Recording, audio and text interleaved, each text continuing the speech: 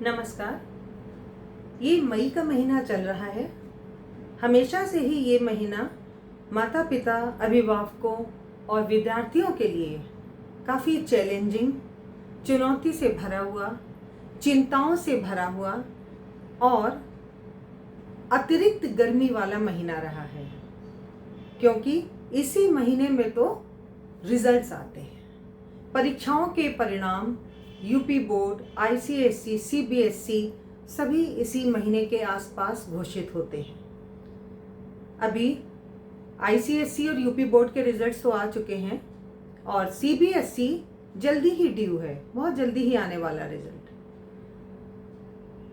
तो देखने वाली बात ये है कि ये जो अभी जितने भी परिणाम आए उसमें से काफ़ी लोग तो अपने जो जितना भी जिसने सोचा होगा अपने अपेक्षा अनुसार उनको अंक मिले होंगे और खुश होंगे, प्रसन्न होंगे अपने उपलब्धि पर, और कुछ ऐसे भी होंगे जिनको अपनी अपेक्षा से, अपनी उम्मीद से कम अंक मिले, और कुछ ऐसे भी होंगे जो असफल हुए होंगे या उनके अपेक्षा से काफ़ी कम अंक आए होंगे। बात करते हैं ऐसे ही विद्यार्थियों के बारे में। माता पिता और विद्यार्थी दोनों के लिए ये वीडियो बहुत महत्वपूर्ण होने वाला है, इसलिए मेरी गुजारिश है कि इसको अंत तक देखिएगा, स्किप मत कीजिएगा। ये कोई हंसी खेल नहीं है कि किसी एक परीक्षा की मार्कशीट आने पर हम अपने जीवन के बहुमूल्य फैसले ले डालते हैं, वो भी नकारात्मकता से भरे हुए। अगर हम अभिभावक हैं और हमारे बच्चे के अपेक्षा से कम अंक आए या वो किसी परीक्षा में असफल हो गया, हम उसको एकदम नाकारा, बेकार, होपलेस मान लेते हैं और टहल टहल के, घूम घूम के उसके कान में बार बार एक ही बात पड़ती है कि तुम जीवन में कुछ नहीं कर सकते, तुमसे तो बड़ी बड़ी उम्मीदें थीं। तुम्हारे फलां दोस्त को देखो, तुम्हारी फलानी सहेली को देखो, उसके तो आगे, वो भी तो तुम्हारे बराबरी घूमता फिरता था, वो भी तो तुम्हारे साथ ही रहता था, लेकिन उसके तो अंक आ गए, वो तो निकल गया बच्चा, तुम्हारा क्या होगा? ये जो क्वेश्चन मार्क है कि तुम्हारा क्या होगा, ये एक इतना बड़ा और हताशा दे देने वाला एक वाक्य है, जिससे बच्चे हताशा के गहरे गर्त में डूबते चले जाते हैं। बहुत सारे तो डिप्रेशन में आकर के आत्मघाती कदम भी उठा लेते हैं। जरा सोच के देखिए, 2 मिनट सोचिए, चाहे आप अभिभावक हैं चाहे आप स्टूडेंट हैं, दोनों से ही मैं कह रही हूं कि एक कागज की मार्कशीट आपके इस जीवन से ज्यादा कीमती है, ज्यादा महत्वपूर्ण है। आप उन माता पिता को अपना जानी दुश्मन मान बैठते हैं जो दिन रात आपके सफल होने की आस लगाते हैं, आपको आशीर्वाद देते हैं, ईश्वर से आपके लिए प्रार्थना करते हैं। उनके 2 कड़वे शब्द हमें बर्दाश्त नहीं होते और हम न जाने क्या क्या सोचने लग जाते हैं कि इनसे बड़ा दुश्मन तो इस दुनिया में कोई है ही नहीं, जबकि होता तो एकदम अपोजिट है। जो दूसरे लोग हैं वो तो आपका मन बहलाने को मीठी मीठी बातें करते हैं, वो जो 2 शख्स हैं जो हर समय जीवन में आपका भला देखना चाहते हैं, वही कड़वे वचन निकालते हैं।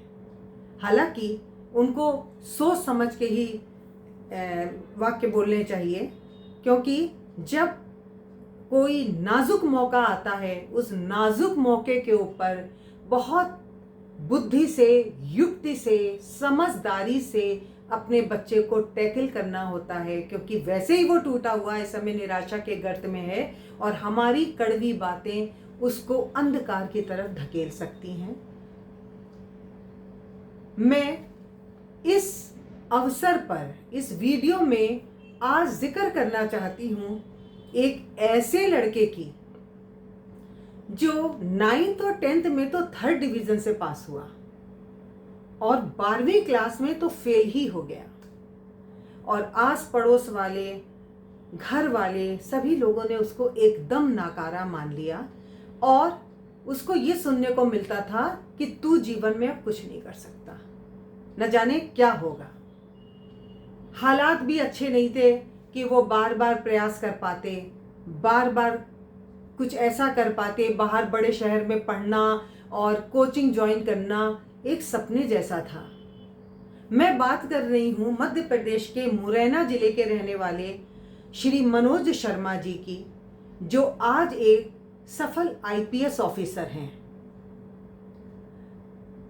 यहाँ देखने वाली बात यह है कि अभी अभी मैं जो जिक्र कर रही थी कि जो लड़का 9th और 10th में 3rd डिवीजन से पास हुआ और 12वीं क्लास में आने पर फेल हो गया, उसका जीवन किसी फिल्म से कम नहीं था। शायद इसी वजह से उनकी जीवनी के ऊपर फिल्म बन गई। 12th फेल, 12वीं फेल। बहुत गरीब घर से ताल्लुक लगते थे, गरीबी इतनी कि 2 वक्त का भोजन ही मुश्किल से मिलता था।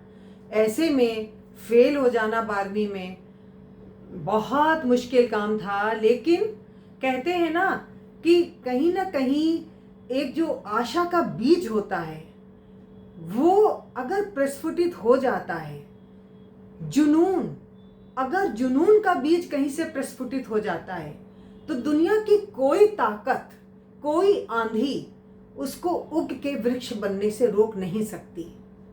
ऐसा ही हुआ मनोज शर्मा के साथ। बड़ी मुश्किल से कैसे तैसे पैसों का इंतजाम करके दिल्ली गए, वहाँ मेहनत करी, लाइब्रेरी में पियून तक की नौकरी करी और उस नौकरी करने के दौरान ही ये उनकी जिजीविषा थी, ये उनकी इच्छा शक्ति थी कि उन्होंने वहाँ पर रहते हुए अनेक पुस्तकों का अध्ययन किया। बड़े बड़े राइटर्स, बड़े बड़े मोटिवेशनल स्पीकर्स, उन सबकी किताबों का अध्ययन करके उनकी एक अलग ही जीवन धारा हो गई और अलग ही जोश और रोशनी उन्हें दिखाई दी। उनको अपने साथ की एक विद्यार्थी से प्रेम भी हुआ, लेकिन हालात ऐसे थे कि प्रेम का इजहार करना तो दूर, वो क्या ही कहते। उन्होंने हाँ हिम्मत करके उस लड़की को इतना तो बोला कि अगर तुम मेरा साथ दोगी तो मैं दुनिया पलट के रख दूंगा। बड़ा फिल्मी सा डायलॉग लगता है, बहुत से लड़के लड़कियों को बोलते होंगे, लेकिन शायद किसी इच्छा शक्ति या किसी मेहनत के जुनून का कहीं ना कहीं कुछ असर होता है जो उन्होंने अपनी बात को सत्य कर दिखाया। और उन्होंने बहुत मेहनत और लगन के साथ अपना अध्ययन जारी रखा।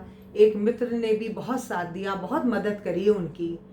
आपको जान के हैरानी होगी कि उन्होंने अमीर लोगों के कुत्ते टहलाने तक का काम किया जिससे उनको कुछ पैसे मिल सकें। एक कुत्ते को टहलाने का 400 रुपये महीना मिलता था और मनोज शर्मा ने ये भी काम किया। बहुत हैरत हो रही होगी आपको, बहुत ताज्जुब हो रहा होगा कि कैसे कैसे गुदड़ी में लाल छिपे होते हैं, लेकिन ये हकीकत है।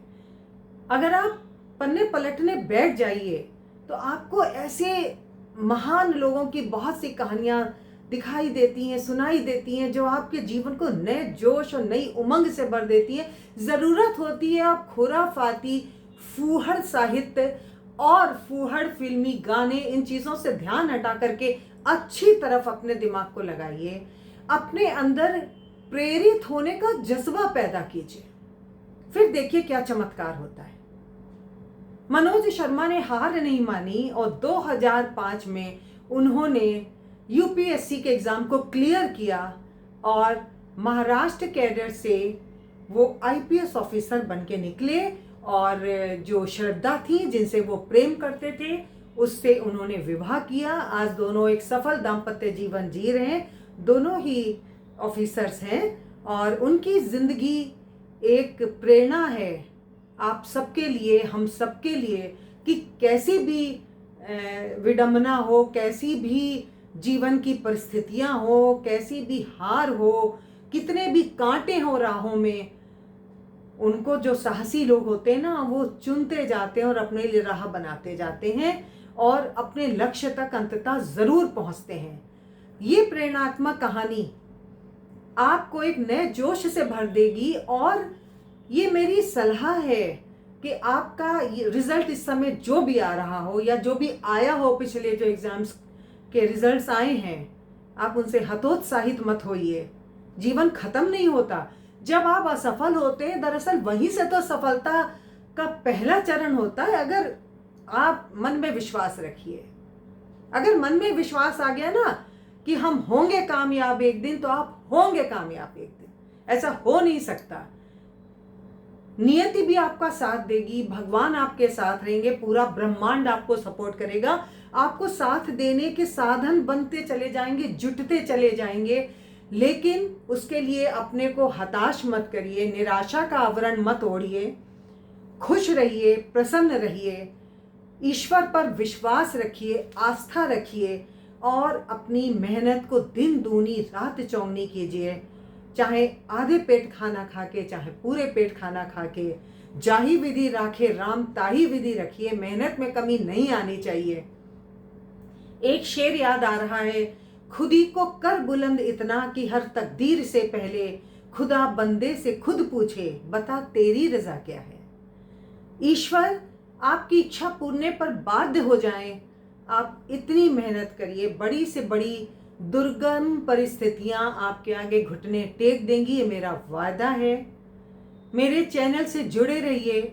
नित्य नए मोटिवेशनल कहानियाँ, जज्बे और बातें सुनने के लिए मेरे चैनल को लाइक, शेयर और सब्सक्राइब कीजिए और बेल आइकन को प्रेस ज़रूर कीजिएगा, जिससे नए आने वाले वीडियोस का नोटिफिकेशन आपको मिलता रहेगा।